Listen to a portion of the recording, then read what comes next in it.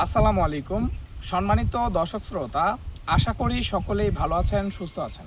দর্শক বন্ধুরা, আমাদের আজকের এই ভিডিওতে আপনাকে স্বাগতম। সুপ্রিয় দর্শক শ্রোতা, প্রিয় বোরো ধান চাষি ভাইরা, আমাদের আজকের এই ভিডিওতে আলোচনা করব বোরো ধানের বেশ কয়েকটি পরিচর্যা সম্পর্কে। দর্শক বন্ধুরা, এই পরিচর্যাগুলো আপনারা মাঠ পর্যায়ে ব্যবহার করে ধানের ফলন কিন্তু দ্বিগুণ করতে পারবেন। সম্মানিত দর্শক শ্রোতা, তাহলে চলুন আর কথা না বাড়িয়ে বিস্তারিতভাবে আলোচনা শুরু করা যাক। আলোচনা শুরু করার আগে আপনারা যারা কৃষিকে ভালোবাসেন, কৃষি কাজের সাথে সম্পৃক্ত আছেন, তাদের কাছে একটাই রিকোয়েস্ট থাকবে, আমাদের চ্যানেলটি সাবস্ক্রাইব করে আমাদের পাশে থাকুন। সম্মানিত দর্শক শ্রোতা, প্রিয় বোরো ধান চাষি ভাইরা, ধান চাষের পূর্বে আমরা ধানের জমিগুলোতে বেশ কয়েকটি চাষ দিয়ে থাকি। দর্শক, চাষ দেওয়ার আগে আমাদের একটি পরিচর্যা রয়েছে। সেটি হলো, আমরা কিন্তু ম্যাক্সিমাম 2 থেকে 3টি কিংবা মাঝে মধ্যে 4 থেকে 5টি চাষ আমরা জমিতে দিয়ে থাকি। দর্শক বন্ধুরা, শেষ চাষের আগে আমাদেরকে একটি পরিচর্যা জমিতে করতে হবে। সেটি হলো শেষ চাষ, মানে ফিনিশিং যে চাষটি, যেই চাষটি দেওয়ার পর আমরা ওই জমিতে আর চাষ দিব না, ডিরেক্ট আমরা ধানের চারা রোপণ করব। সেই শেষ চাষের আগে ইউরিয়া সার ব্যতীত যে সকল সারগুলো আমরা জমিতে প্রয়োগ করে থাকি, যেমন এমওপি, পটাশ, ডিএফ, বিভিন্ন ধরনের যে সারগুলো, সেগুলো কিন্তু আমরা যেগুলো প্রয়োগ করে থাকি, সেগুলো আমরা শেষ চাষের আগে জমিতে প্রয়োগ করতে হবে। দর্শক, এখানে কৃষকরা একটি ভুল করে থাকে। সেটি হলো, শেষ চাষ দেওয়ার পর কৃষকেরা এই সারগুলো জমিতে প্রয়োগ করে, সার প্রয়োগের পর জমিতে আর কোনো চাষ দেয় না। এক্ষেত্রে কিন্তু একটি মারাত্মক ক্ষতি হয় জমিতে, যেটি হলো জমিতে কিন্তু প্রচুর পরিমাণে শ্যাওলা বেড়ে যায়। এটি কিন্তু ধানের ফসলি জমির জন্য বা যে বোরো ধান, সেটির জন্য কিন্তু ক্ষতিকর। দর্শক বন্ধুরা, এই শ্যাওলা এড়ানোর জন্য আমাদেরকে কিন্তু শেষ চাষের আগে ইউরিয়া সার ব্যতীত যে সমস্ত সার আমরা জমিতে প্রয়োগ করি, সেগুলো কিন্তু ছিটিয়ে দিতে হবে বা প্রয়োগ করতে হবে শেষ চাষের আগে। সম্মানিত দর্শক শ্রোতা, প্রিয় বোরো ধান চাষি ভাইরা, বোরো ধান চাষের ক্ষেত্রে এরপরে আমাদেরকে যে পরিচর্যাটি বা যে টিপসটি আমরা দিতে পারি, সেটি হলো, বোরো ধান চাষের সময় আমাদেরকে লক্ষ্য রাখতে হবে ধানের যে চারাগুলো আমরা ফসল জমিতে রোপণ করব, সেগুলোর বয়স যাতে বেশি না হয়। দর্শক, চারাগুলোর বয়স 20 থেকে 25 দিন হওয়া মাত্রই আমরা সেগুলো ফসল জমিতে আমরা রোপণ করব। দর্শক বন্ধুরা, আমাদের যে সমস্ত কৃষকরা রয়েছে, তারা অনেক সময় একটি ভুল ধারণা নিয়ে ঘুরে। সেটি হলো, চারাগুলোর যে বয়স অনেক বেশি করে ফেলে। দর্শক বন্ধুরা, এটি কিন্তু একটি ভুল পদ্ধতি। ধানের ফলন এটি কিন্তু কমিয়ে দিতে পারে।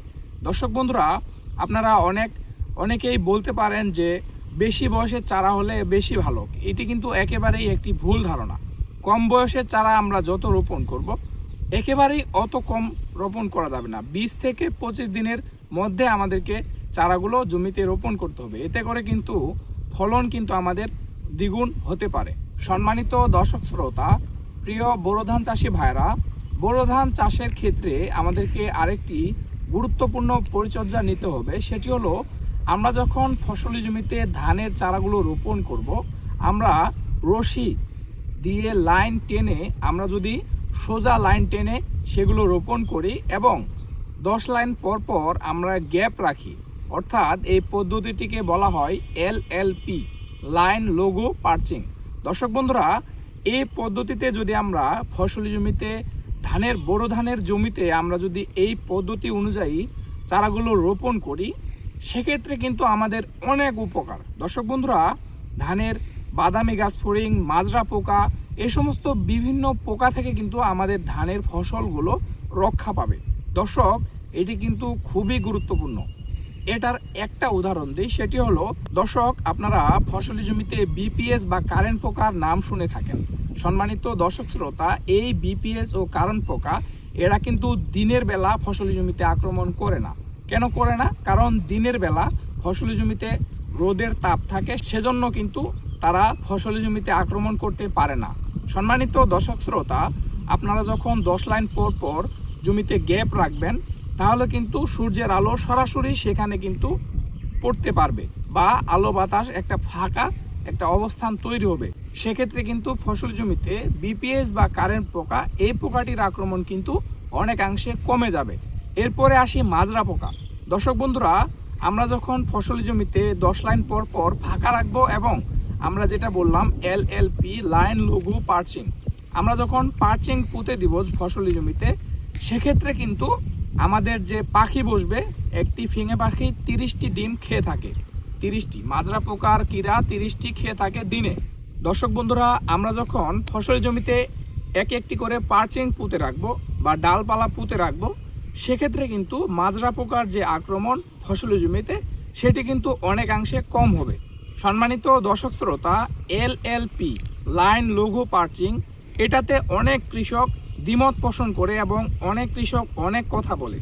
তারা বলে আমরা যে এই যে গ্যাপ দিব, 10 লাইন পর পর 1 লাইন গ্যাপ দিব, এতে কিন্তু তারা যেটা বলে যে এক লাইনের যে আমাদের যে ফসলটি সেটি কমে যাচ্ছে, এক নম্বরে এটা বলে। এবং পার্চিংয়ের কথা যেটা বলে সেটা হলো খরচ বা যে শ্রম। এটা দর্শক, এখানে আমি একটি উদাহরণ দিই। আপনার ফসল জমিতে বিপিএস বা কারেন্ট পোকা আক্রমণ করলে কিন্তু ফলন একেবারেই অধিকাংশে কমে যায়, একেবারেই ওই ধান থেকে আর ফলন কিন্তু নিয়ে আসার ইচ্ছা আকাঙ্ক্ষাই কমে যায়। সেক্ষেত্রে আপনি যদি 10 লাইন পর পর এই একটা ফাঁকা রেখে লাইন করে ধানটি রোপণ করে যদি বিপিএস বা কারেন্ট পোকা থেকে রক্ষা হতে পারে ফসলটি, তাহলে কিন্তু খারাপ নয়। এবং পার্চিংয়ের যে বিষয়টি, সেটি কিন্তু দর্শক, পার্চিং করতে কিন্তু তেমন কোনো অর্থের প্রয়োজন হয় না, শুধুমাত্র কয়েকটি ডালপালা পুঁতে রাখলেই কিন্তু পার্চিং হয়ে যায়, বিঘাতে 7 থেকে 8টি। আর যদি পারেন সেক্ষেত্রে জীবিত পার্চিং, কিছু ধৈঞ্চার ডাল বা ধৈঞ্চার গাছ সেখানে পুঁতে দিলেই কিন্তু পার্চিং হয়ে যায়। সম্মানিত দর্শক শ্রোতা, আমার এই ভিডিওটি আজকে যারা দেখছেন, আপনারা যারা বোরো ধান চাষ করেন বা বিভিন্ন ধানের চাষ করেন, দর্শক বন্ধুরা, অবশ্যই আপনাদের কাছে আমাদের আবদার থাকবে, অবশ্যই আপনারা ধানের ফসল জমিতে এলএলপি লাইন লঘু পার্চিং করে আপনারা রোপণ করবেন। সম্মানিত দর্শক শ্রোতা, প্রিয় বোরো ধান চাষি ভাইরা, এরপরে সবচেয়ে শেষে একটি পরিচর্যা ধরে নিতে পারেন, এটি একটি টিপস আপনাদেরকে শেয়ার করে ভিডিওটি শেষ করব। দর্শক বন্ধুরা, আমাদের ধানের ফলন বাড়ানোর জন্য সবথেকে গুরুত্বপূর্ণ সেটি হলো ধানের কুশি বা পাশকাঠি আমাদেরকে বৃদ্ধি করতে হবে। দর্শক, ধানের কুশি বা পাশকাঠি বৃদ্ধি করার জন্য আমাদেরকে ফসলি জমিতে প্রচুর পরিমাণে পরিচর্যা নিতে হবে। এর জন্য ফসল জমিতে আপনারা কুশি যে বাড়ন্ত বা কুশি পর্যায় অথবা থোর স্তরে আপনাদেরকে যে পরিচর্যাটি নিতে হবে সেটি হলো সালফার প্রয়োগ করতে হবে। দর্শক, এর জন্য আপনারা থিওভিট ফসলি জমিতে প্রয়োগ করতে পারেন, এর সাথে দস্তা মিলাতে পারেন। সম্মানিত বোরো ধান চাষি ভাইরা, ধানের কুশি বা পাশকাঠি কিভাবে বৃদ্ধি করবেন এ সম্পর্কে যদি বিস্তারিতভাবে জানতে চান, সেক্ষেত্রে কিন্তু আমাদের চ্যানেলে বিস্তারিত এই সম্পর্কেই একটি ভিডিও দেওয়া আছে। দর্শক, আপনারা চাইলে সেটি দেখে নিতে পারেন।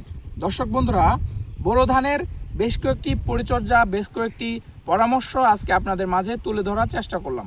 দর্শক বন্ধুরা, আপনারা আমাদের এই পরিচর্যাগুলো মাঠ পর্যায়ে আপনারা প্রয়োগ করুন। ফলন যদি না বাড়ে কিংবা রোগ ও পোকামাকড়ের আক্রমণ যদি না কমে, সেক্ষেত্রে আমাকে প্রশ্ন করবেন।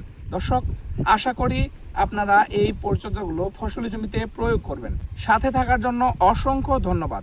দর্শক, দেখা হবে, কথা হবে নতুন কোনো ভিডিওতে, নতুন কোনো বিষয় নিয়ে। সম্মানিত দর্শক শ্রোতা, এতক্ষণ ভালো থাকবেন, সুস্থ থাকবেন। আল্লাহ হাফেজ, আসসালামু আলাইকুম।